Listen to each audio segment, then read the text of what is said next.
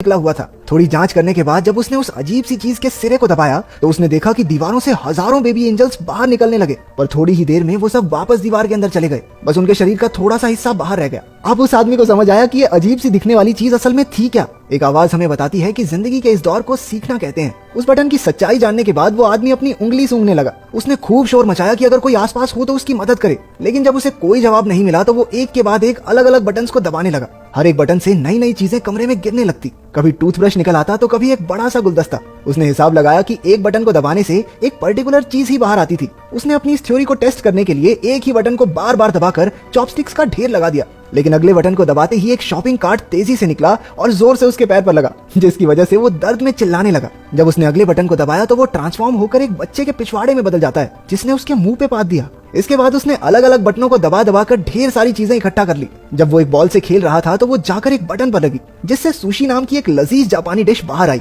वो खुश था क्योंकि उसे वाकई में बहुत भूख लगी थी। वो सोच रहा था कि सुशी के साथ साथ सोया सॉस भी मिल जाए तो मजा आ जाएगा, पर उसके बार बार बटन दबाने के बाद भी हर बार सिर्फ सुशी ही निकलती। तो वो चुपचाप जो मिला है खाने लगा। खाना खत्म हो जाने के बाद जब उसने और मंगवाने के लिए फिर से बटन दबाया तो अब की बार सोया सॉस की एक बोतल उसके सामने आ गई। उसने गुस्से में बोतल को दूर फेंक दिया कि जब जरूरत थी तब तो आई नहीं। हाँ।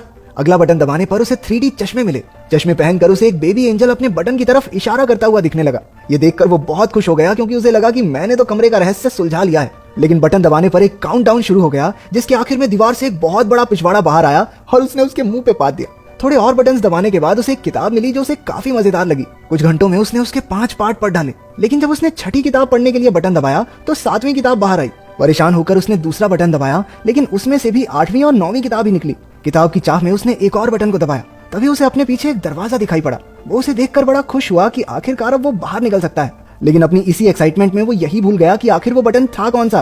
तो वो ऐसे ही कोई भी बटन दबाने लगा। पहला बटन दबाने से एक अफ्रीकन आदमी एक दीवार से दूसरी की तरफ भागते हुए गया। दूसरे वाले से उसके सर पर पानी गिरने लगा, लेकिन आखिरकार तीसरी बार में दरवाजा खुल गया।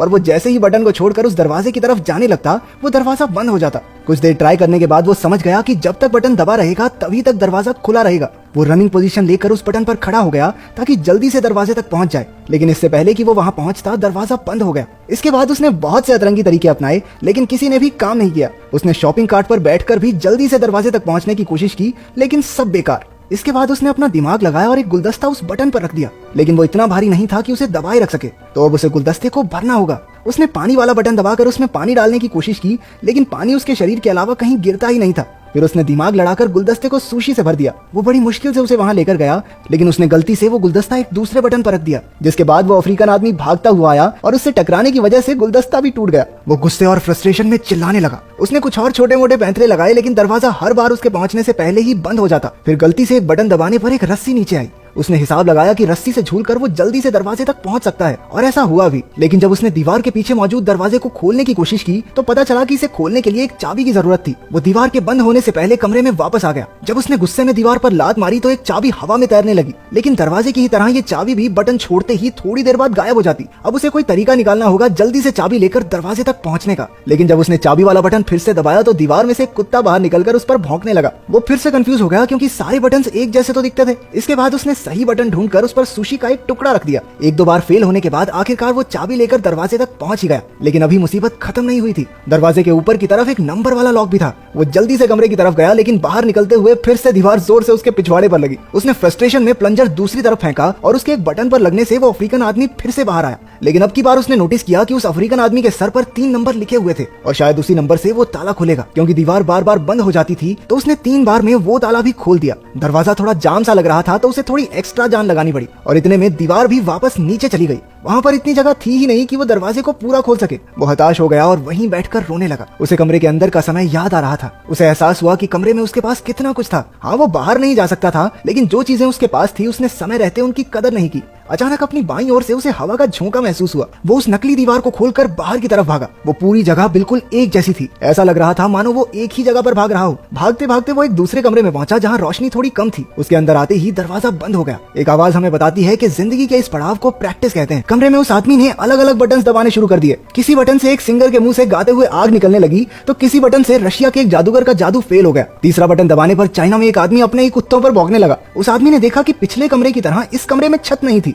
बल्कि ऊपर से रोशनी आ रही थी जिसमें एंजल्स उड़ रहे थे। इस बार उसके दिमाग में बहुत अलग चीज आई। उसने बटन्स को दबाने की बजाय उन्हें पकड़कर ऊपर चढ़ना शुरू कर दिया। वो कामयाब रहा और हर बटन के दबने से दुनिया के अलग अलग कोनों में कमाल की चीजें होने लगी। कहीं फूल खिलते तो कहीं कोई हाथी फिसल जाता। जैसे जैसे वो ऊपर जाता गया तो कहीं टोस्ट बनने लगे तो कहीं इंसान चांद तक पहुंच गए। जब तक वो ऊपर पहुंचा उसकी दाढ़ी और बाल बहुत बढ़ चुके थे। अब उसे दीवार पकड़ने की जरूरत नहीं थी, वो भी बाकी एंजल्स की तरह हवा में उड़ता जा रहा था। एक आवाज हमें बताती है कि उसने अब भगवान का दर्जा पा लिया है और अब पूरी दुनिया उसके हिसाब से चलेगी। आखिर तक आते आते उसके चारों ओर सफेद पंख उड़ने लगे जो उसे आखिरी कमरे तक ले गए। इस कमरे की दीवार पर पूरी धरती का नक्शा बना था और वहां अब तक का सबसे बड़ा बटन भी मौजूद था। वो उसे दबाने के लिए आगे बढ़ा और स्क्रीन काली हो गई।